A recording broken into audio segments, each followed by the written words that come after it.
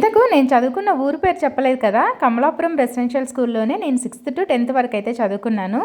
అయితే అప్పట్లో నాకు తెలీదు నేను ఆ ఊరికే కోడలిని అవుతాను అని చెప్పేసి. నేను అక్కడ జాయిన్ అవ్వడానికి మెయిన్ రీజన్ అయితే మాత్రం మా మేనమామ కూడా అక్కడే ఉండేవారు. సో ఇంకెప్పుడైనా సరే హాలిడేస్లో కానీ సండేస్లో కానీ మా మేనమామ మా అమ్మమ్మ వాళ్ళు అక్కడికి వచ్చి చూసుకుంటారులే అన్న ఉద్దేశంతో మా అమ్మ వాళ్ళు అయితే అక్కడ జాయిన్ చేశారనమాట. అలా ప్రతి వారం కూడా మా అమ్మమ్మ అయితే డెఫినెట్గా హాస్టల్ దగ్గరికి వచ్చేది.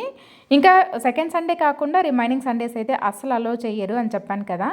అయినా సరే మా అమ్మమ్మ గేట్ దగ్గరే నిల్చొని ఇక్కడికైనా పిలిపించండి అమ్మా, ఏవైనా ఇచ్చేసి వెళ్తాను అని చెప్పేసి ప్రతి వారం స్నాక్స్ తీసుకొని వచ్చేది. ఇంకా నాకు ఏవైనా అవసరం ఉంటే ఈ వారం చెప్తే నెక్స్ట్ వారం వచ్చేసరికి ఖచ్చితంగా అవి తీసుకొని వచ్చేదన్నమాట.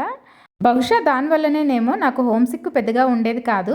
ఇక నేను 10th క్లాస్ పాస్ అయితే మాత్రం పట్టు లంగా జాకెట్ కుట్టిస్తాను అని చెప్పింది, కానీ కుట్టించలేదు. ఎందుకు కుట్టించలేదో నెక్స్ట్ షార్ట్లో చెప్తాను. మీకు కూడా ఇలా తినే అలవాటు ఉందా? ఉంటే కమెంట్ చేయండి.